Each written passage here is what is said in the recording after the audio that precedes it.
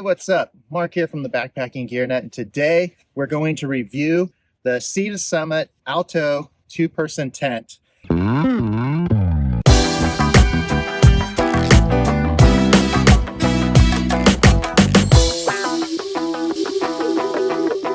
Before we get into this, I think it's important that I tell you that they did give this to me for free at my request.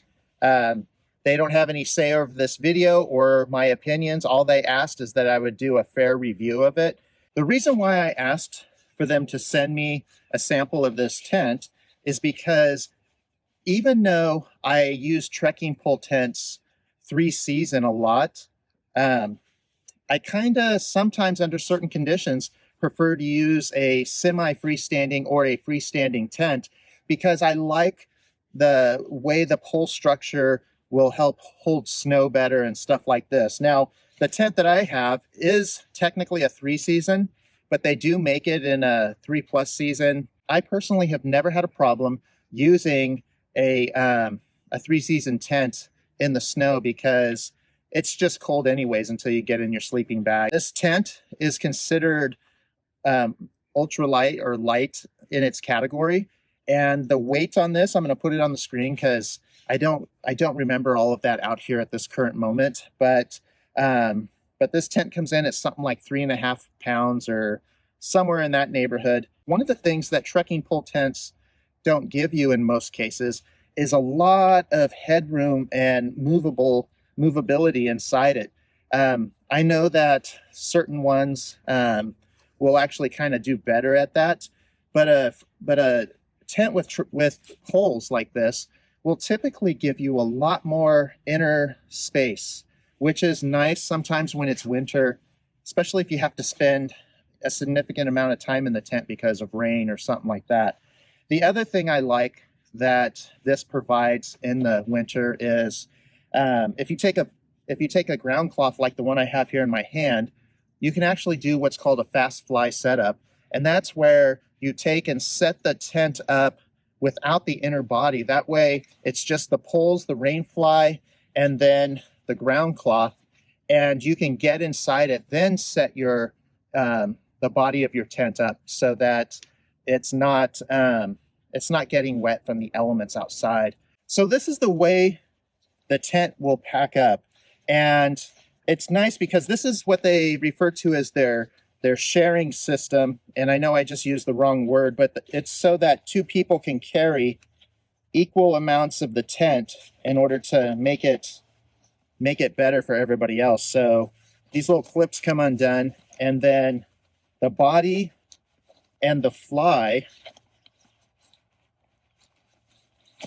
and the poles are all separate. This having a separate thing is not only good for two people to carry half each, but for a single person like me, if I think it's going to rain, I'll stick this on the outside of my backpack, which is the rain fly, and I'll put this inside my backpack where it's protected from all of the weather, all the water and everything else.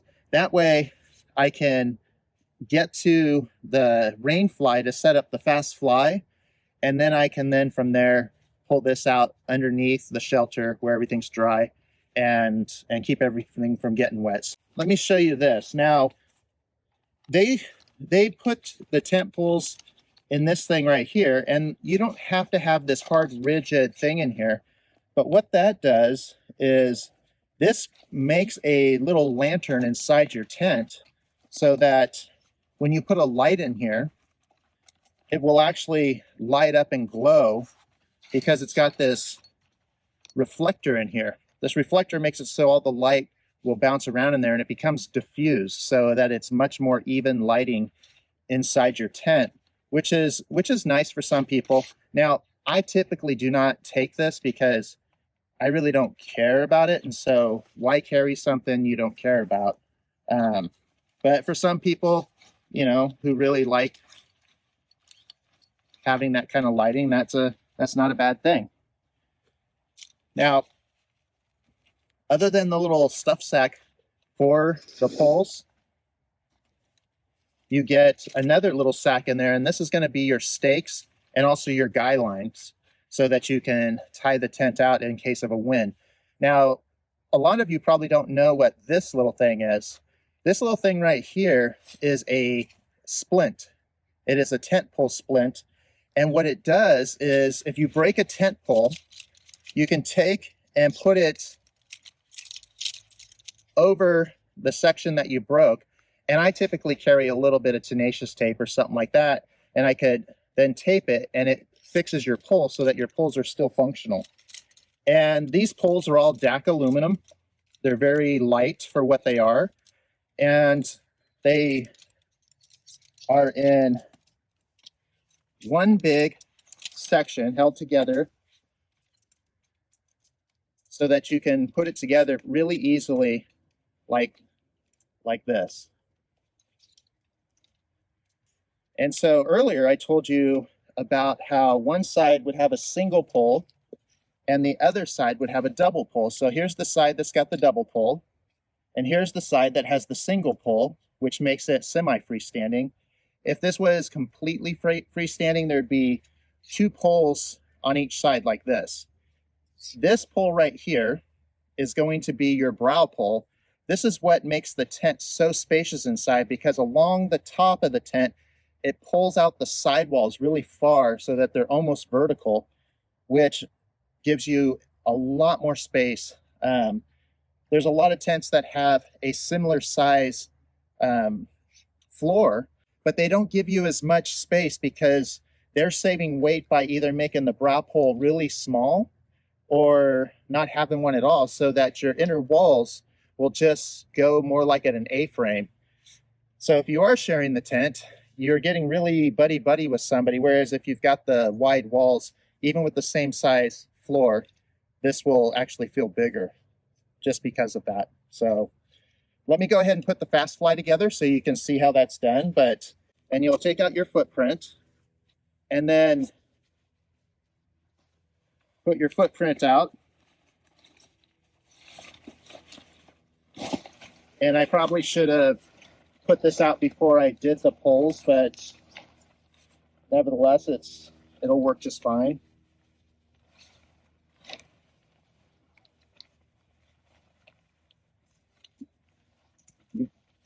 For those of you who haven't put tents up before, you'll want to make sure all your sticks and rocks and things are cleared from under it so that you don't poke holes in it. So what you're going to do is you're going to take the corners that have these little things right here with the grommets so that you can put the tip of the pole in the grommet. And that's going to hold it attached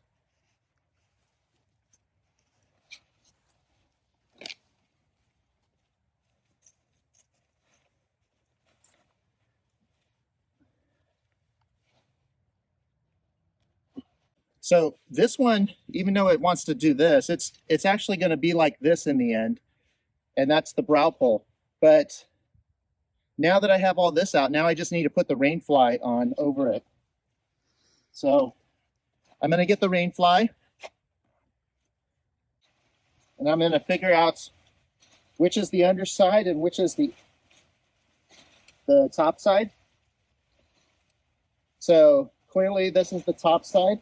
Then I'm going to figure out which is the head end. Now, on most of these semi-freestanding tents, the head end is usually the one with the two poles, but in this case, they designed it so that the head end only has the single pole. So you're going to put that towards that end once you find it. Now, you'll see that these have colors. So this is the little clip that you're going to put down around the base of the tent to clip it down. The colors on these are kind of a bluish gray. So if you look, the poles over here are a bluish gray. That tells you that those are the poles that this end is going to go at. So you're going to take the clip that's on here. Notice the clip and the pole are the same color.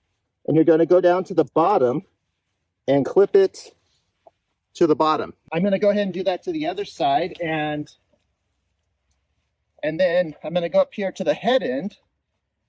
And if you notice, this one right here is gray, not gray-blue, which matches this pole. And so you just take that and do the same thing and clip it on there like that. So now we've got this part done. Now from here, all we need to do is stake it out. I'm going to take these stakes, and see, the Summit gives you some really nice sturdy stakes. With the way that they shape it, it actually makes them really rigid at a really light weight. And then you got these little kind of indentations here that hook onto things, so that like the lines that come over will actually hook onto them and not slip off, which is nice. So I'm going to take these stakes and I'm going to stake out 4 corners first. And then once I have those done, I'm going to do the vestibules. And once I attach the vestibules and everything to stuff, it'll actually take shape.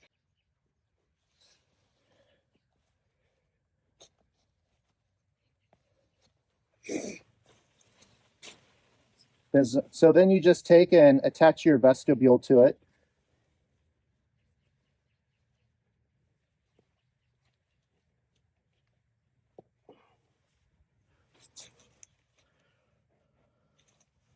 And then I go out to those 2 corners that have to be staked out because it's semi-freestanding, not freestanding. So it's not super pretty, but what you can tell is I now have this completely protected area from the weather. And at this point, I would get inside it and put together the inside of the tent. Now that we got this all set up, I'm going to go ahead and put up the body of the tent in here. And this is really hard to film, just simply because it's a really tight space in here, but we're going to do our best to show you exactly what I do so that you can see what it's like to put up the body. So first, obviously, I'm going to take the body out of the bag. Now, what I do is, I know that a lot of people say not to roll your tent like this because it leaves creases. That's true.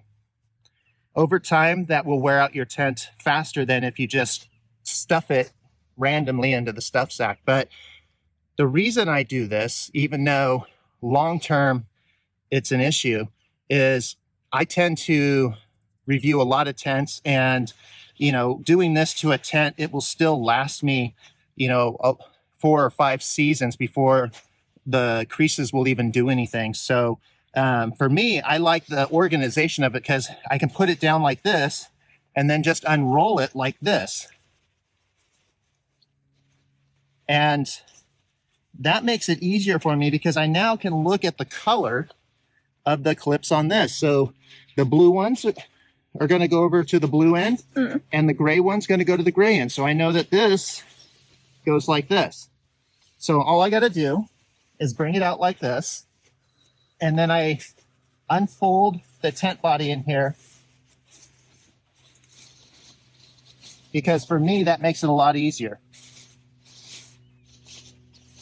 Now that I have the tent body all laid out and I've got the correct ends aligned, I then want to put the center of the body up first. So now with the tent body, the top is this little clip right there. And that would attach to right up here, just like that. It just clips on right up here, just like that. Now that I have the center one, I could put the sides out, but for the sake of this video, I'm not, just because it gives me more space to not put the sides out, since I have to work from one side. But I'll go ahead and put one side out, and that's the side closer to you guys. And that goes up here. And if you look right here, there's a hook. There's a hook right there. And that literally just will attach to that hook. This loop will attach to that hook, just like that. And now you have that side up. You would do the same thing to the other side. And so now you just pick an end. In this case, I'll pick the foot end, and I'll just do that first. And you go down here, and you just take that blue end, and you put it in the grommet like that. And now that's in. And then you'll do the same on the other side. And as you can see, the body's starting to come together.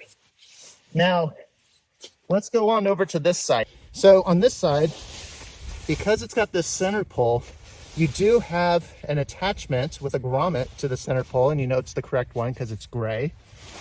But I like to put the left foot out, or I'm sorry, the top left corner out and work my way around. Now, because I can't get my body on this side for the film, I'm gonna do it in reverse. I'll reach out, and all I gotta do is take this guy outline here on the corner, and you put it over the stake like that. And then from there, go ahead and literally shove the camera right where my hand is. And then from there, you would take and put this grommet in the end hole. And then you would do the opposite corner, just like you did over here. So I'll go ahead and do that. All right, so now that we got the tent all set up, let me show you some of its features. Now, if you look here, come up closer. So if you look here at the top, you'll see that that brow pole really spreads this out wide, and that the sides of the tent are pretty vertical because of that. That's what makes it more spacious inside for you. If you move around, you'll see that there's ventilation up here at the top, one on both sides, and that gets rid of the excess condensation. This is a double-walled tent, so what that means is you have this inner wall right here. In this case, this is mesh, and you have this outer wall, and there's a gap between it.